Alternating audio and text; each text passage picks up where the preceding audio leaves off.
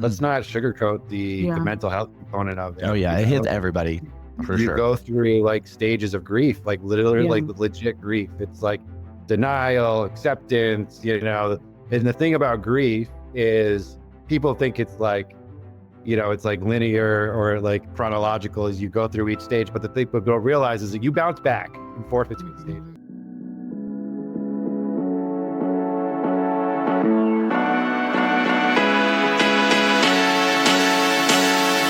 Welcome to Landed, Unscripted Career Stories, the podcast where you'll hear real, authentic career stories and journeys to help you land the job. My name is Jean Pu. I'm your host. I'm a talent acquisition consultant and career coach. In each episode, I'll bring on guests who have different industry experience to help inspire you, and we'll talk about the unfiltered truths to help you land the job. So let's get into this episode. On today's episode, I have two of my former colleagues, now I call them friends, Anthony and Justin, on today's episode to talk about layoffs. Layoffs they just suck. Let's just be real. Some people welcome them because they're ready to have a little bit of a vacation, a laycation, so to say. Or some people, it's unexpected and unfortunate because your livelihood just got cut off. You'll hear some advice talking about what it takes to land your job, how they felt during the layoff, and how they navigated that season of their life. I have them on because they both took two different paths after they were laid off at Meta. Anthony had experienced some layoffs before. Justin hadn't been laid off in a very long time. And so they have two unique takes on how they took the news and what they did in that season. And they both are now thriving in their careers. So take some time. I hope you enjoy this episode. And I hope you can also take some really good advice from this. And if you're experiencing a layoff right now, one, I'm really sorry that this happened to you. And two, I hope you can get inspired and take some of this advice to help you land your next role. So like and subscribe if you haven't already. And let's get into this episode. So I guess this is our first episode of the Breakthrough podcast, which I'm so excited to have two of my former Meta mates, but now I love that we're friends. Through this whole entire experience, going from, I think it's rare for someone to be like, go from colleague to friend and like make it over that threshold. And the fact that we've kind of kept in touch over the past few years, I'm just excited to have you all on my podcast to just talk about layoffs. We were all fortunately involved with the 2022 and 2023, which is weird to think how long ago it was. I feel like it was yesterday. I don't know about you all. Oh yeah. Good. Yeah. I mean, it was 2 years. It was basically 2 years ago. I mean, for those impacted in November, 2 years ago, last November, for those impacted in March, it'll be 2 years this next month. You know what I mean? So yeah, it's wild. Yeah. I keep getting this one photo memory of the day when I got laid off. I think I went and got like a pedicure or something like that, but every year it pops up and I'm always like, oh yeah, that's the anniversary, isn't it? Yeah. It's crazy though. It does feel like it was yesterday. Oh my God.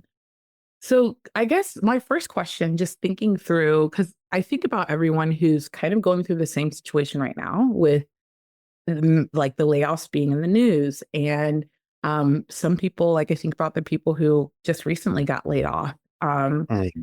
People who maybe are the sole providers of their family, like our friend, got laid off on maternity leave, or like you, Anthony, had just joined Meta and then got laid off. So I'd love to know, just like, let's start from the beginning. What was going through your mind? And let's start with you, Anthony, because I know you're in the first round, leading up to all of that. Like, how are you feeling overall?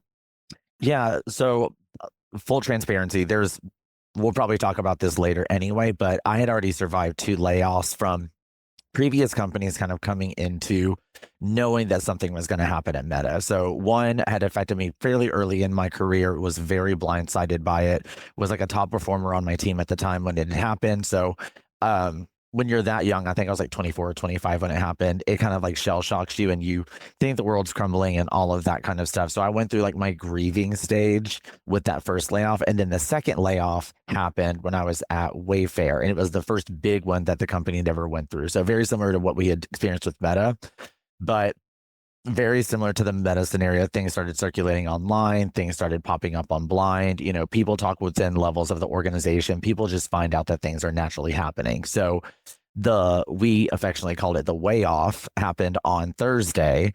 And leading up to that day, I remember like having a sense of calm and being like, whatever happens, happens. Like, it's going to suck if it happens to me. And luckily I surpassed that. I didn't get affected by the layoff, but I also had to be someone who was comforting, you know, members of my team and friends of the like who had been affected and kind of walking them out of the building and making sure they had their things and all of that stuff. So when things were leading up to Meta and the layoffs there, I had that same feeling like I had with Wayfair, but it was interesting because we were in a virtual setting, right? So when I was at Wayfair, we was still in office. So I physically was walking my colleague out of the building, right?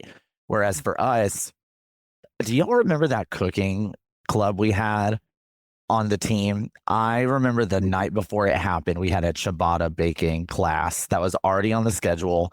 And there was a packed class. And then I think it narrowed down the night before because everyone could just kind of feel it. And it was 4 of us left. And in my mind, I was like, you know what, whatever happens, happens. If it affects me, it affects me. I'm upset and I'm a little scared. It's fine. I'm going to make some bread. We're going to get this bread today, honey. So me and the 4 people that were left in the class still took the ciabatta baking class, did my due diligence, went to bed, woke up, and that was all she wrote. Right. So, I hated that it happened when it did. But in terms of like leading up to it, I didn't have that level of stress because I had already kind of like had the rug pulled out from under me. And then I've also had a moment's notice and I've survived and not survived. So like I kind of had the best of both worlds and kind of was prepared for whatever scenario was going to happen that day. But man, the fact that you've gone through 2 other, you know, it's like no jobs on your side. I feel like, unfortunately. No, not at all. And in both times when it happened to me, I was like a performer on the team. I was doing well, you know, and those types of things. So you can't even dictate whether or not, and I guess like if you're an underperformer, it's a different story. Maybe you know it's coming, but you know, sometimes you can't even tell that it's going to happen to you. So I guess that's another reason why I was like, if it happens, like it has nothing to do with me and everything to do with, you know, business and, you know, them being the breaks and what we chose to do with our careers. Right. So yeah. Kind of had a let it be mentality. Absolutely.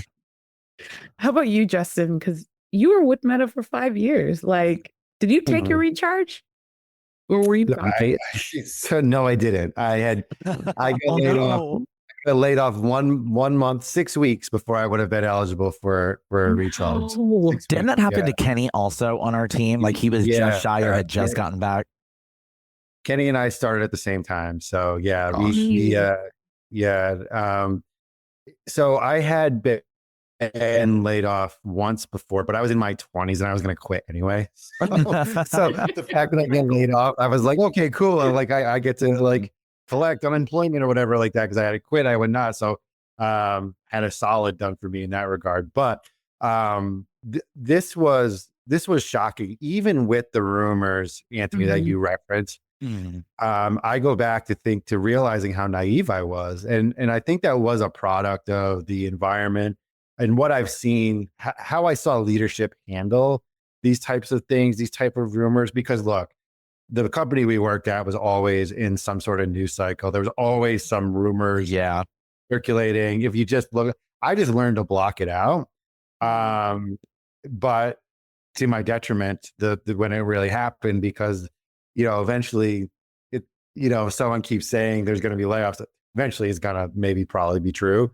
And that's exactly what happened. And I remember actually leading up to it, trying to calm my team down, being like, no, we don't know what's going to happen. We don't know. Because again, even as leaders, we were all very much in the dark. Even like our leaders leaders were very much in the dark. And so, I remember like sending a message out to the team prior to that November layoff of like, hey guys, like just kind of like keep perspective, span of control.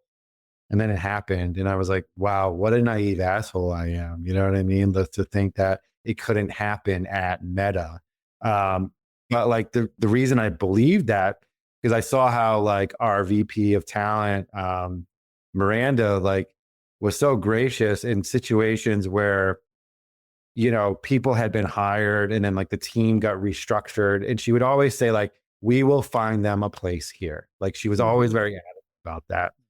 And that just stuck with me. I remember like when I first started, there were people that were hired that had to be repurposed within the organization. And she was so good about ensuring that people found another place.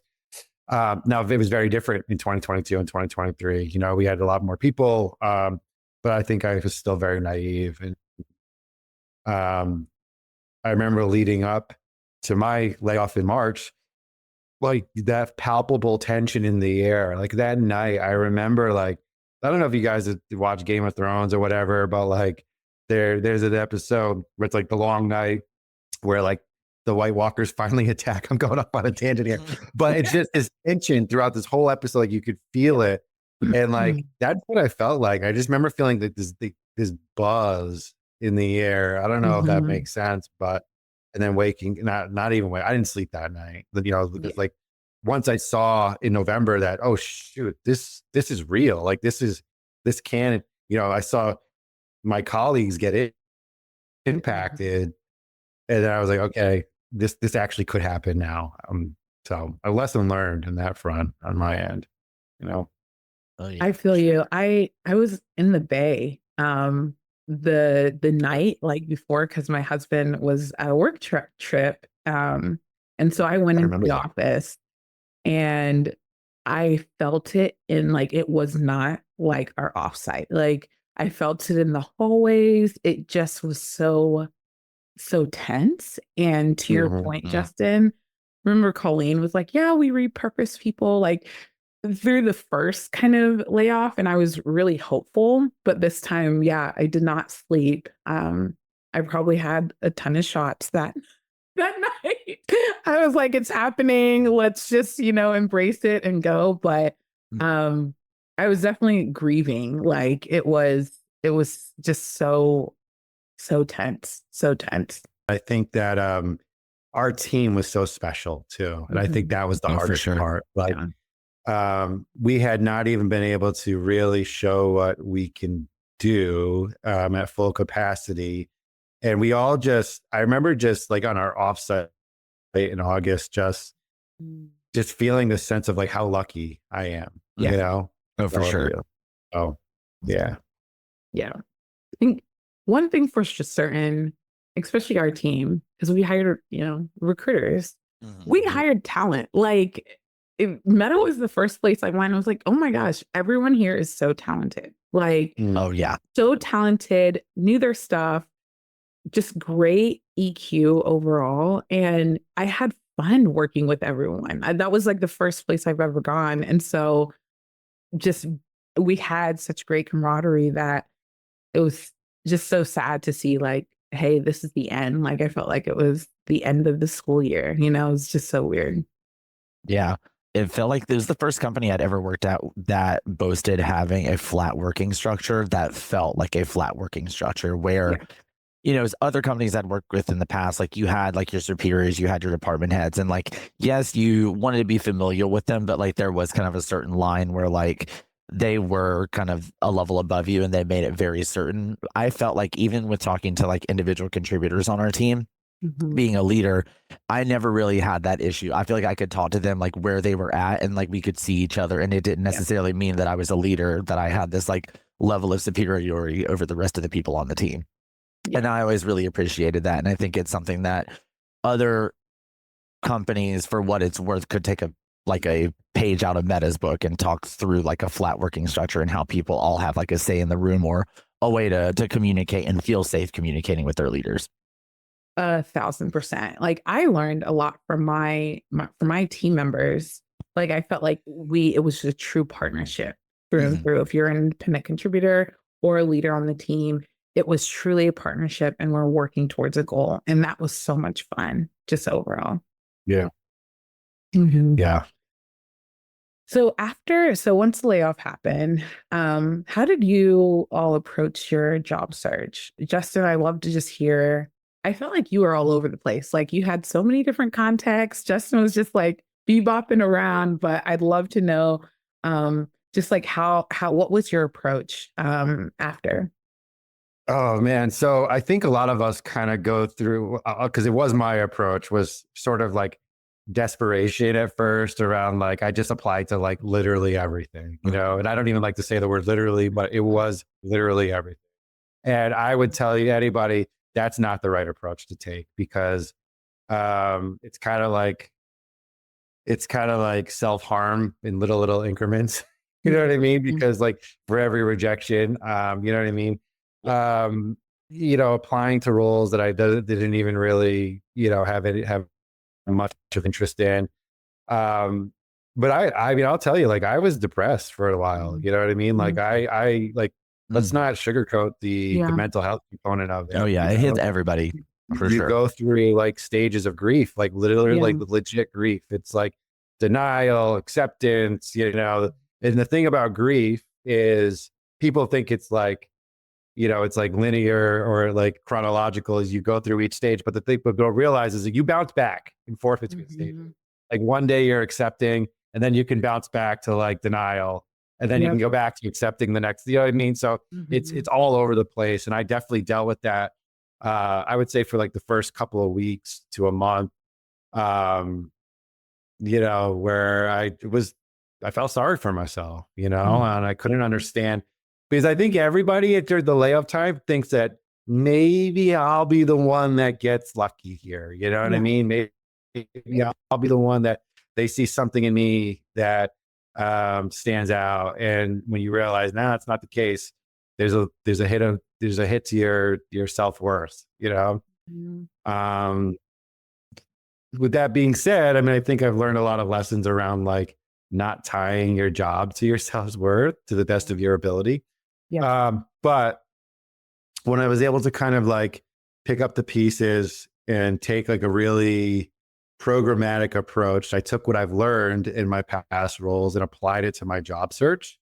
I was able to make some contacts, and I did get some good interviews, and you know, ultimately I ended up taking a job that I regret, which I can get into a little bit, but it was my first job offer, and I jumped at it because everyone's at different stages of their life. You know what I mean? Like I got a lot of advice that was like, "Oh, take some time, kick back, you know, enjoy this time off." I'm like, "Yeah, I've got a mortgage. I've got 3 kids. You know what I mean? Like, you know, like I can't like not jump on an opportunity. You need to be opportunistic. At least I thought."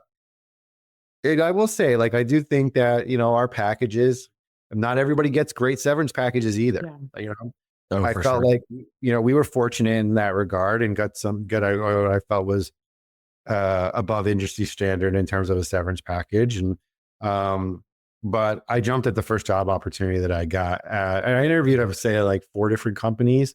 And I was bummed I didn't get one that I really wanted, but like, and the one that I ended up taking, I wasn't super psyched about, but I knew somebody, and I thought like that was a good idea to jump at the first offer that I got. And against my wife's better judgment, I will say that women's intuition, you know what I mean, really kicked in. It was like, you should not take this job offer, Justin. She's like, like, let's like wait it out. But I was like, no, I'm going to do it. And I learned a lesson learned on that front as well too. You made a really good point, because everyone's situation is different, and some people can relax if it's just you and you're like, oh man, I got like this 6 months, I'm just gonna travel the world. I feel like I saw a lot of people like that, but then at the other hand, it's like there were thousands of people in the job market at the same time. Oh yeah. And so that thought of, oh my God, I have to take this, because there's another slew of recruiters and talent acquisition leaders Girl. getting laid off. And Crazy. you better just go pick up what you can do and keep it moving and make some moves later on, because that was my thought process. Is like, there's so many people getting laid off right now from really great companies, and we have to, like, you just got to move. So man, how about you, Anthony? Like, what was your kind of approach, since you've been through this before? So yeah.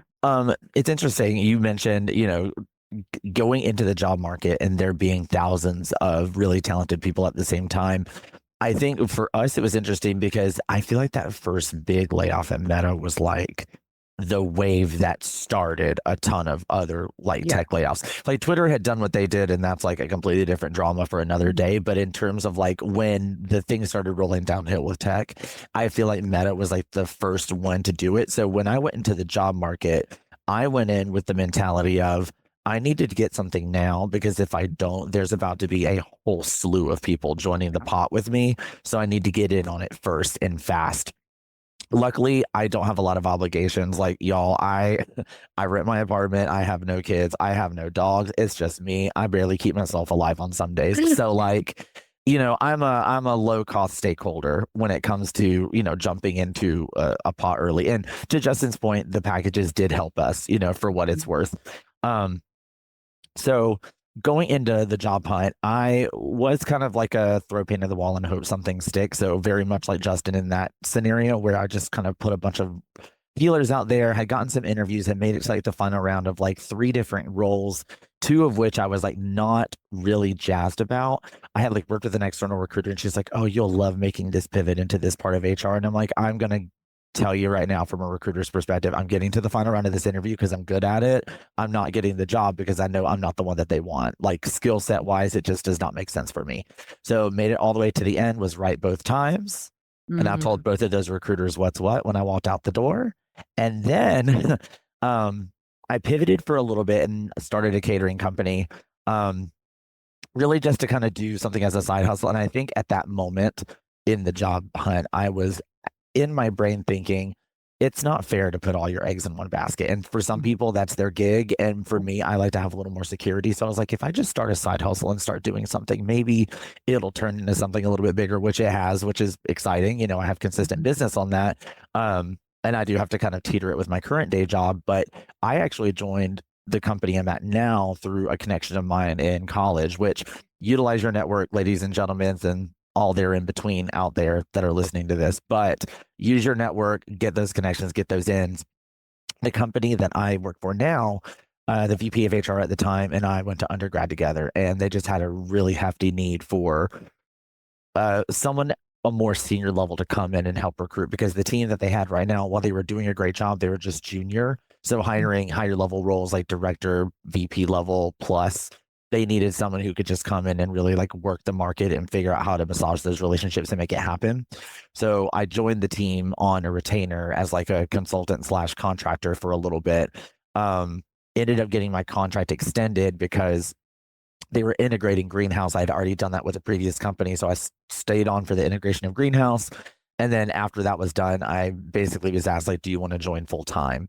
So it was kind of nice because they already knew the work that I was able to accomplish. I'd already had a little bit of stake in the game with that. So I think I did get fortunate getting this position, ultimately, just because it kind of made me work my network, but I also kind of was able to prove my worth to a company early on. And I've enjoyed the company I've been with since then. And I think the biggest takeaway for me, and I think the hardest part, was thinking about, like, do I want to continue being a leader or do I want to continue being an IC? Because I'm good at the IC work. I think I'm great at the leadership work too, to some extent. Obviously, there's more to learn in that department just because, it's a whole different bag of potatoes or whatever you want to call it. But stepping into the IC role, it was kind of refreshing to kind of focus on me and mine. And, because I came in with this level of experience, people still kind of took my opinion to heart. So I think that was what was interesting about my job search. That was a little bit different, where like I did a semi pivot. I tried to interview for other roles in other departments. Didn't really fit for me in terms of just what I wanted to see myself doing long term. And you kind of grapple with yourself a little bit about, like, do I even want to do this long term? And I think all 3 of us being in recruiting kind of understand that when things go south with a company, recruiting is one of the first departments to go because we're just the most expendable. And if you're not hiring people, you don't need the recruiters, right? So, I got to a point where I thought, well, maybe this isn't going to be for the long term for me. And that's when I made the pivot over into kind of starting my own company, and still got bit by the bug. Old habits die hard, and ended up back in it. And I'm grateful for it. But definitely took a lot of ups and downs and a lot of pivots and a lot of like soul searching and kind of figuring out what I like about my work, and more importantly, what I don't like about my work, so you can make the right decisions for your next opportunity. Yeah, that's a good point, Anthony. I think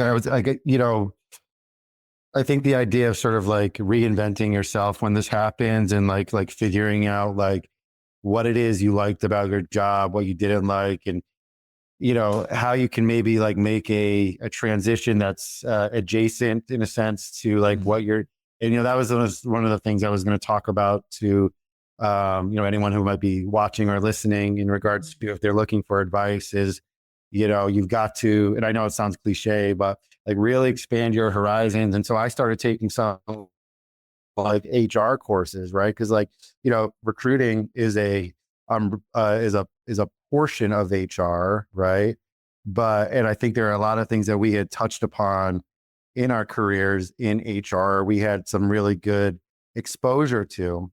But I was like, well, if I can get some of this stuff under my skill set, maybe I can be a little bit more marketable. And that's what I did. And I started like, taking some online courses around like HR, and that's my role right now is more focused on, I would say it's more of an HR role than a recruiting role. I do work for a smaller company, but I'm loving it, and like, if you had asked me 3-4 years ago, would I ever be like director of people operations again for a small company? The title sounds a lot loftier than it really is, but I would have said no, like, but you just never know what's going to like cause you to go. It's like a choose your own adventure story, like I had to take that chance and kind of branch off from my comfort zone, I love that. I think if there can be a silver lining of a layoff, is if you take a second to soul search,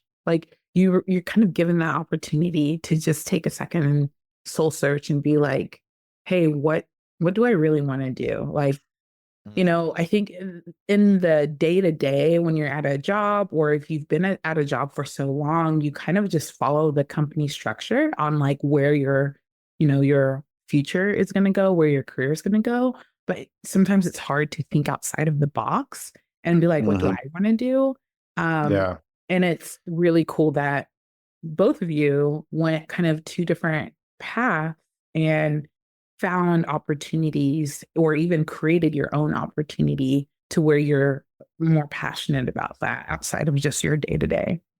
Yeah, definitely.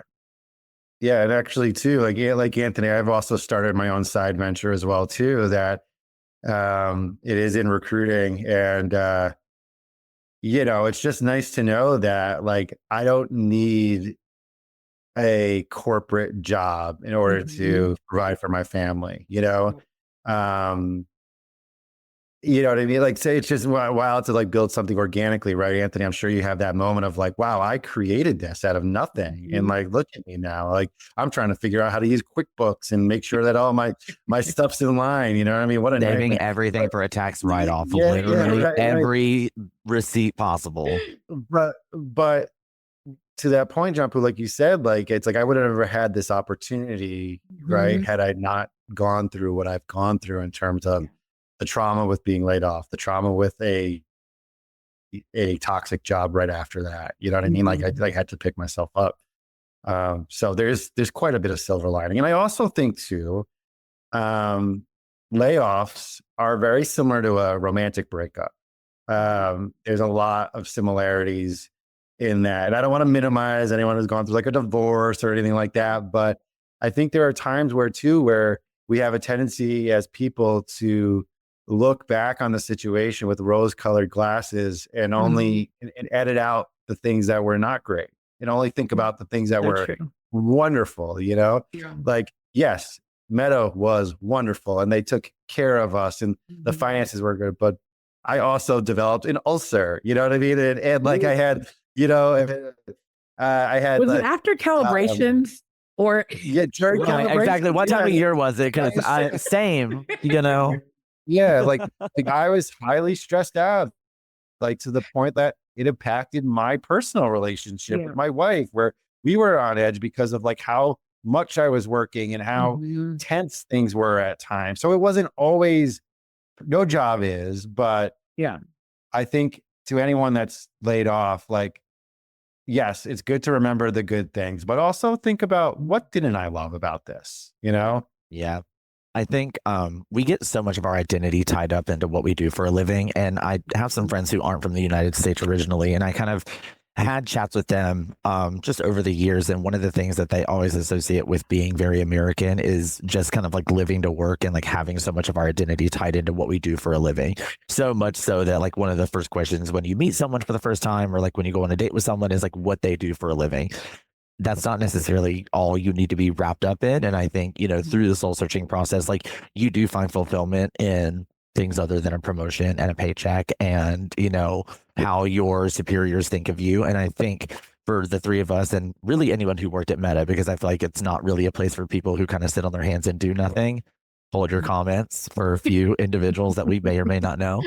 But in terms of for the ones who weren't, right, for the ones who weren't, it wasn't a place for people who got a buy by doing the bare minimum. And I think that's part of the reason why our team was so special. You know, I talk about it all the time. Some of those people that I worked with are the most talented people I probably will ever work with in my entire career, because they're all go-getters. I wouldn't even say type A. They're just very good at working smart. And a lot of them are just highly decorated and highly revered in their fields. Right. And I think when you get to that point in your career where you get so what I would say is like a dream job for a lot of folks, and it gets ripped away unceremoniously, and you have so much of your life tied up into that, it can really do a blow to your ego, a blow to your mental health. It can do a lot of things to a lot of people, right? And I think through the soul searching process, not only do you find that you're not associated with the job and, you know, your whole self-worth isn't tied to your paycheck or what your titling was or where you work or all of that, it also gives you a better sense of understanding of like what other things make you whole,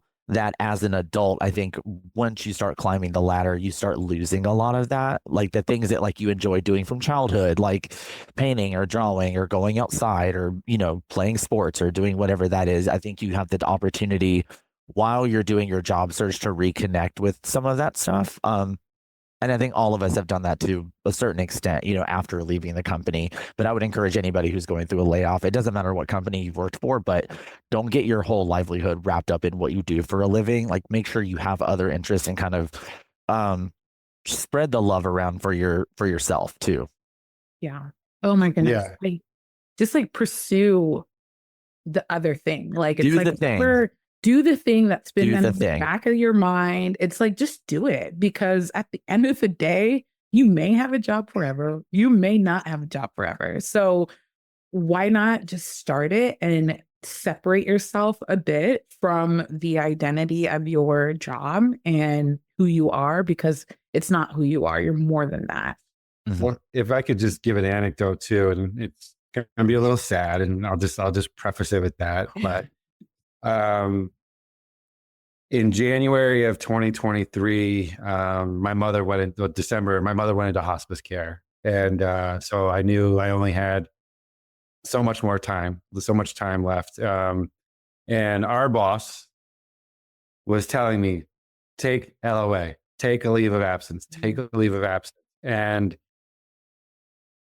I said no. And I said no because I was so wrapped up in my team, and because like we were going through a transition, and as a leader, I wanted to be there for them. And it's like one of the biggest regrets of my life. You know what I mean? Because 2 months later, I was laid off. And what a lesson, you know, hard lesson that I had to learn, where like that's time I could have spent, you know, more time with my mother than I got to. And I almost put my job first, right? That's really hard to come to grips with, you know?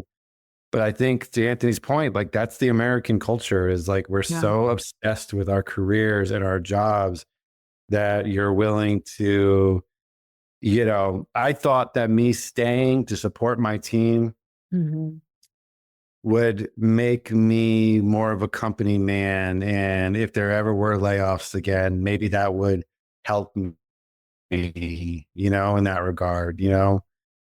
And it's warped thinking. It is. It's very warped thinking, but it's what I was thinking at the time. Start of 2023 was really shitty. I don't know if we can swear on your podcast. It sucked. Yeah, cussing is illegal.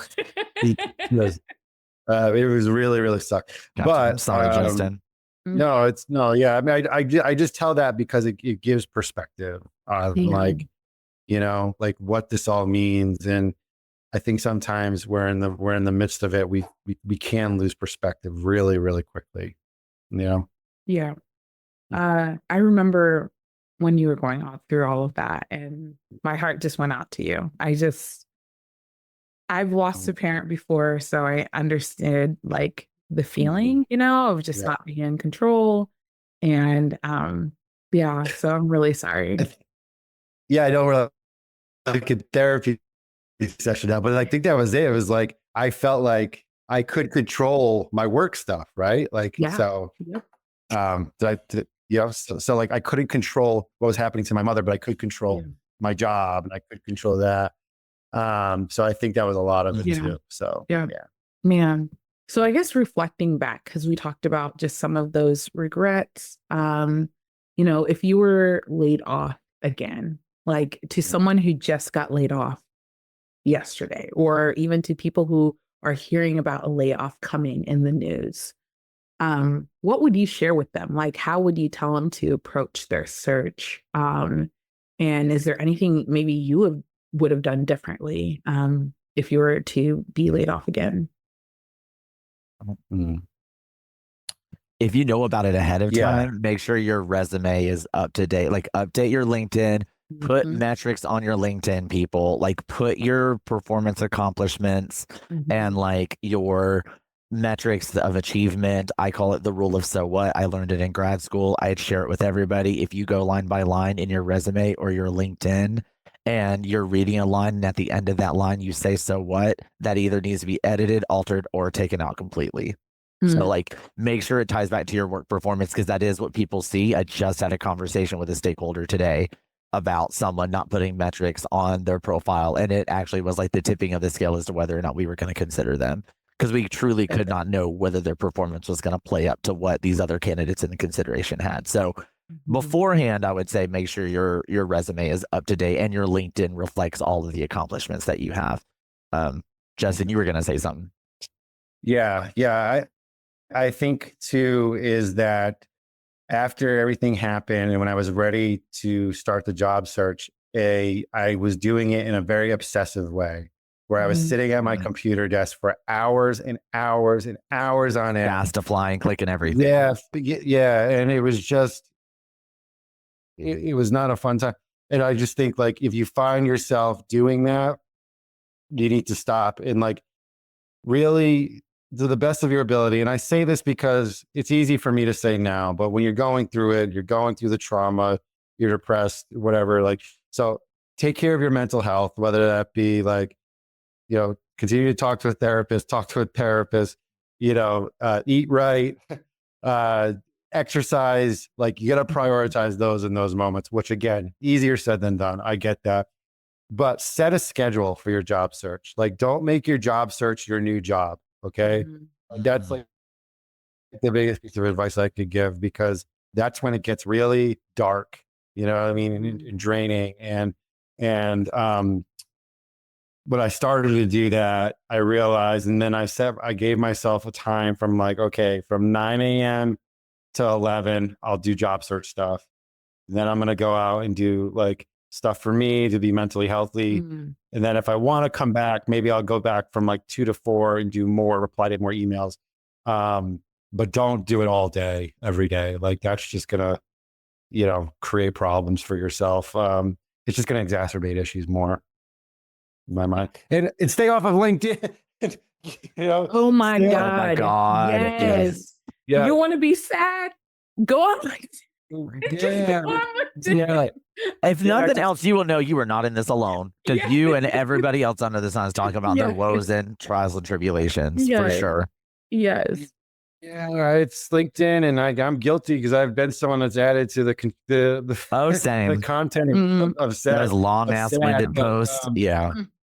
but it's not a healthy place for somebody. I mean, obviously there are jobs, like if you can go on LinkedIn and just Yeah. stick to like looking at the jobs, but Mhm. if you start Mhm. scrolling like it's like Facebook, you're gonna just be setting yourself up, for some more bad feelings just because of the way it is. And just also seeing like comparing. I think when you see that and you see like your colleagues get new jobs or other people and you're like, man, I haven't gotten a job yet. Like, what's wrong with me? And it's like, there's nothing wrong with you. It's not your time yet, And I feel you. Yeah. Just like the sad posts and then that constant like comparison was really hard, just going through the LinkedIn feeds and being like, am I not doing enough? Am I not enough? Like, what's going on? So Yeah. that's Yeah. good advice. And something I Justin did- said also made sense too, where I think when you make a schedule for yourself, don't be afraid to fill that downtime with like something else that fills your cup. Like, Yeah. I taught group fitness for like a period of time, and I probably would still be doing that if my corporate job wasn't as demanding, because I really do enjoy it. But I went back and taught group fitness for a period of time, and it was nice because it actually gave me something to do that broke up the job search, that did not make it so bleak. One, it gave me an extra stream of income, and two, it also gave me something to do that permanently pulled me away from not only a job search, but like from my computer, because I had to be active and I had to be in front of folks. So that actually helped me do something to occupy my mind that had nothing to do with my job search. Didn't even put me in front of a computer to where I had the temptation to even like click on LinkedIn. Mhm. I love that. I'd also say too is like try to give people grace, like your colleagues and stuff like that, because like I remember getting upset when I heard about a colleague recommend a colleague for another job and they didn't recommend me. And like, they're like, I had some like feelings around that I just didn't have the context. And like, the more I learned about it, I was like, okay, I get why they didn't recommend me. And like, I regret the way I reacted in that. It's hard to separate those emotions. So just try to be mindful of that. I'm trying to subscribe to this theory of like, let them, you know what I mean? Of like, just like, Mel Robbins. Rob, yeah. And it's just like, it really is just about like span of control. Like all you can do is control yourself and like what other people are doing. Right. Yeah. And if you can just like give them that freedom, like if you can just like make that happen in your head, it just makes everything that much better, And again, I go back, like I regret some of the things that I had said to colleagues around the job search, and I took it like really personally, like we were all on high tense, and I took a lot of things personally at that time, Yeah. I fully agree with you, Justin. I think I've definitely, in retrospective, probably said some things that I would regret in terms of just like the job search and utilizing colleagues. I think another bit of advice I would give to folks is use your network, but your network can't be everything in terms of finding your Right. next opportunity. Yep. I do think, for what it's worth, within tech, we kind of tend to take care of our own in certain instances. So it's easier to ask around for people within your industry if they have anything or if they know of anyone. And I think a lot of people did that right when the first layoffs happened and there were people starting to kind of build in the applicant pool. One of the things that I've noticed after getting my job, and there are people still being on the market, is that people will reach out and sometimes you don't have anything to offer them or have anything to help them with. And I think sometimes reaching out back to that individual and just letting them know there's not much that you can do to help them at this point, and not necessarily in a negative way. You can always be supportive and empathetic to what they're going through, but there are times where, as a recruiter, you just don't have a lot of power in decisions that are made, or you don't have the opportunity to help someone pass along a resume. And I think, on LinkedIn, we all have a lot of connections that we've probably made over the course of years just through recruiting. And that person that you see that we're connected to on LinkedIn, we may not have even connected with that person for more than a phone screen, maybe 5 years ago. So while we do show being connected on LinkedIn, we may not necessarily know that individual to make that connection for you. And I think on the reversal, being a candidate or an applicant, should have given more friends grace in that instance. I think Justin kind of touched on that just now. And on the flip side of that, I try to be more empathetic when I reach back out to people who are asking me for like connections or intros or anything like that, to at least, share what I can and can't do in that scenario. Yeah. And I think sometimes people get overstimulated too with just like all of the reach outs and kind of connections and all of that, to where you feel like you don't have, I don't know, either control, or you just kind of pause. I know that's for me. Like if I get overwhelmed, I'll just like shut down and not reply back, because I just don't know what to do. I'm just like in this glitch and then I can't move. So that's so good. Just to your point, just like give people grace. So, oh, my baby is back. But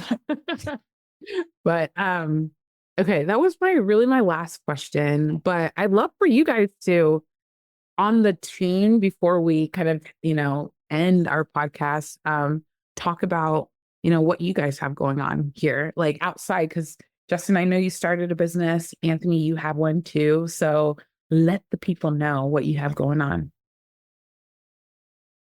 Do you want to go, Justin? I mean, yeah, sure. So I work for, my full-time job is I work for a company based out of Rhode Island, called Debug Pest Control. It's a small family-owned business with about 40 employees. And like I said, I'm basically the head of HR for that company. My longest, closest friend owns the company. Interestingly enough, his father owned the company when we were kids. And what started off as a one-man, his father and stepmother started off together, where his father would be the technician and his mother would answer phones, and has now taken that and grown it to 40 people, 30 years later. So it's really, really great. And so when I was going through the stuff that I was going through with my toxic job right after, he approached me and was like, look, man, like, I know we're a small company, but would you ever take a fly on me? Because like, I want to grow this to a 100-person company in the next 5 years. And I think that like, you're the person to help me do that. And so, yeah, I mean, it was a difficult decision, not because of like, of course I want to work with him, but like, I didn't want like friendship to be ruined by business. You know what I mean? But like, we had long conversations about what that looked like, and it's been wonderful. It's been like, I'm so happy in this job, or this what I'm doing right now. I don't even see it as a job. It's just like, it's almost like a labor of love at this point, Right. And so that's been great. So I'm coming up on a year next week on that. So and then like you said, in addition to that, I started a side recruiting business with his blessing, the owner's blessing. What we've really seen is like, as he's been introducing me. So I went to like my first ever Pest World conference. You know what I mean? Like I never thought like I would say these words, like this big conference in Denver. And, he's introducing me to colleagues and that also owns like businesses across the country. And every time I had a conversation with them, what's the first thing they said, like, was the biggest pain point? Recruiting. Every single time. And so like, they were like, I just can't find talent. I think it's so I found like this niche within this like home and commercial services space where, there are companies that, maybe making a couple million in revenue, but they don't necessarily have like an internal recruiter, and like they have to like outsource recruiting, and they try to avoid that because that could be really expensive. So anyway, figured out this like way to make it all work and make it affordable for the home and commercial service industry. And like I said, my friend and boss has been very supportive of that. He's a part owner of the business, of course. So, but so we're all, and it's really great. It's just everything's going like really, really, really well for us together. So I couldn't be happier right now. Congrats. You look happy and less stressed than when we were at Meta. Like, just like, I feel like you almost like look younger, like just happier. And it's the backwards hat and hoodie combo. That's exactly what it is. Just so youthful. I'm not a regular dad. I'm a cool dad. So, all right. Just So, the envy of Gen Alpha. Yeah. yeah. I love it. Well, congratulations. I'm so happy Thank for you. you. So, Thank you. Anthony, tell the people what you have going on. Yeah, of course. So I do not have a very long-winded story about the company that I work for now, but they are called Lantern Care. They are based out of Dallas, Texas. We are, some people call us a point solution. Some people would call us a concierge service for cancer care and surgery. So we basically become part of a company's benefits ecosystem and guide them through the entire journey of shopping around for the right provider for your cancer care or your surgery. And basically guiding you through the entire journey, hopefully, on the other side, much healthier and happier and, more fulfilled than you were going into it, because the healthcare industry is very scary, and shopping around for things like surgery and cancer care can also be very daunting, especially if you're the one doing it and you're the one who's had the diagnosis. So we try to alleviate a lot of that stress. So I work in executive recruiting for them. So if you're a benefits leader out there and you're looking for an additional benefit that will benefit all of your population, because everyone gets touched by cancer and or surgery at least once in their life, consider Lantern Care. And then my side hustle is a small events catering company called Wasabi Doll Catering. It is mainly for events 30 people and below, but I do a lot of meal prepping now. A lot of macro balanced meal prepping, kind of meeting dietary goals for my clients. I meet with them one-on-one, have a consultation. I'll give them very transparent pricing and just kind of like what the actual costs are that go into your meal prep service, just kind of justifying the cost there and kind of showing people what they're paying for in terms of like the real ingredients and everything that goes into the macro balanced meal that they're probably being prepared for by me. Yeah, outside of that, that's all I have. I love that. And when we were in that layoff period, I remember you were like second. Is that like runner up for a cooking competition? Oh yeah, that was an online competition. I forgot about that. That's kind of what catalyzed the whole creation of the catering company. It was an online based competition, and I made it to I think the quarterfinals. And then once I got kicked off, they were like, "Well, what are we going to do with this talent? Right? What can I do to commercialize on this bad boy?" And that's kind of what led to the catering company ordeal, which I wanted to make sure I did it legitimately. So the past year really has been kind of going through like this think tank process in Boston, that it brings in like food-based businesses and kind of gives them like a ropes course on how to open a food business, whether it's catering or packaged consumer goods, or if it's, any other type of like food service. Like they do things for teas, they do things for sauces, they do things for frozen goods, they'll do them for catering businesses, but they basically give you a rundown of how you get into the food industry and the insurance that you need and the type of certifications that you need. And once all that's done, you have a commercial space. So I have a commercial kitchen space in the Dorchester part of Boston with a freezer space and a dry goods space and a commercial kitchen that I can use at my disposal as long as I rent it and I clean it up after. I love it. So you're official. This is official stuff. Official stuff. I want to make sure, and this is no shade to anybody, but I wanted to make sure that I could sell my business without it getting shut down by the city if they were ever to find out. So I wanted to make sure there was some kind of like licensing behind it, Yeah. So smart. So smart. I love it. What about you, Jean Poo? Yeah, Jean Poo. Yeah.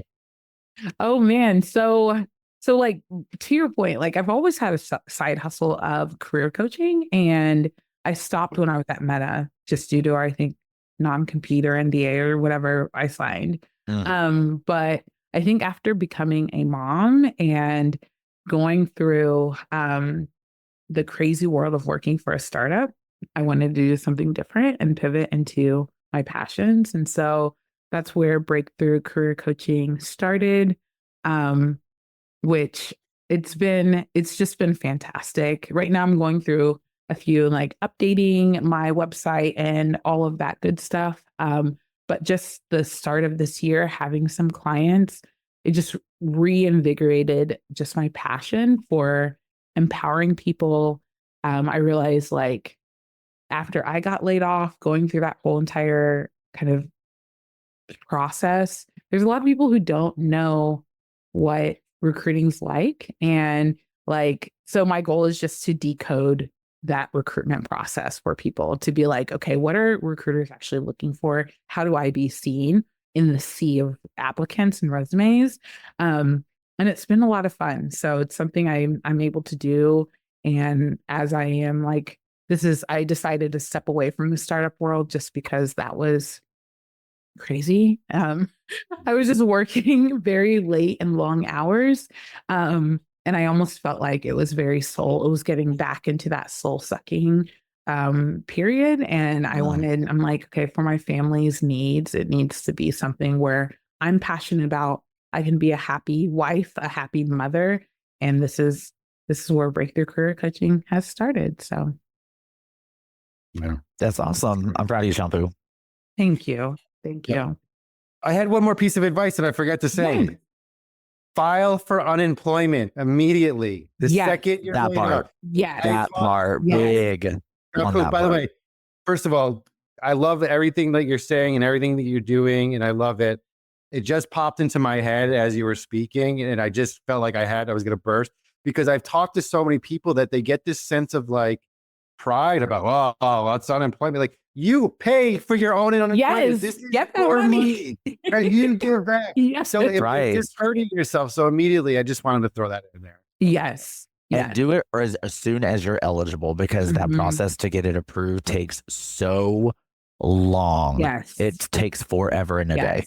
Yes. Because you never know. And it's like, okay, I have this extra check with my severance. And then let's say it takes you a little bit longer to find a job. At least you're set up and you just can call in or do whatever to get your check each time. I wholeheartedly agree with that. Yeah. Great advice. But I love this. I love what you're doing. I'd love to, if you ever need another panel, please think of me. Yes, please. Okay, great good. job. Thank you, and I really, and I'm just so glad to see you both, that we get to do this. Same. It's just really, really a beautiful thing. So. Oh my God. My week has been made. Thank you. We have to so convince everyone else. I know that some people don't like being on camera and chit chatting like this, but I would love to see everybody back on camera again. I agree. For old time's sake. An old R4R. Like, it has to happen. We call it the reunion episode, and we just do our thing. R for R reunion, where it's like the R for R with the reunion attached to it. Someone's our offsite, and was the best ever run. It was the best ever run. Nobody had ever done it better at Meta. I guarantee that. It was so well done. So we had so much time on our hands to make that great. Yeah, we sure did. We sure did. That was the event of the year. It was so good. Yeah, you should have Marina on though, because like she's back. Yes. Get Marina back for sure. Now that I recorded this, I'm gonna be like, Marina, you gotta shout out. So you need to join us. And then Kenny said we needed to shout out him. So shout out to you, Kenny. I know you're a dad of 3 now, but you need to join the podcast. Come on over. Come on, Kenneth. Yeah, I love it. Yeah. All right, I'm gonna stop. I actually think Kenny's great because, Kenny, his role, like, he's someone that like he elevated himself, like, so much, and like that wouldn't have happened had he not been impacted. Now he's like head of talent for like Johnson. You know what I mean? So it's just wild. So it's great. Yes. Kenny's story is great. Janine's story is also great too. She is the chief of went back to Cisco. Cisco, and even networking. So we have a lot of people who I love all of our stories. Like, we went on separate different paths, but I feel like people are just thriving now and pursuing things that they're excited about. So more to come. I love it. All right. Thanks, guys. This was great. Seeing you. Yes. All Bye, right. y'all.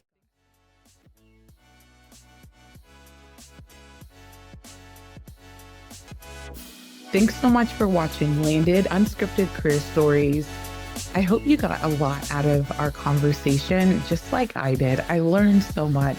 I'm thinking about my strategies and adjusting them and pivoting them based on the information I learned today. If you got a lot out of this, please share this information, or even drop a comment down below on what you thought was best and what you got out of the information, or even share your insights. I think we can all learn from each other. If you're interested in becoming a guest on our show, please go to breakthroughcareercoach.com and apply to be a guest on the show. I'm always looking for unique stories that I could use. This podcast is here to continue to grow. So I love for you to subscribe to our channel because I will continue to interview and post videos weekly from here on out. Until next time, I'll talk to you soon. Bye-bye.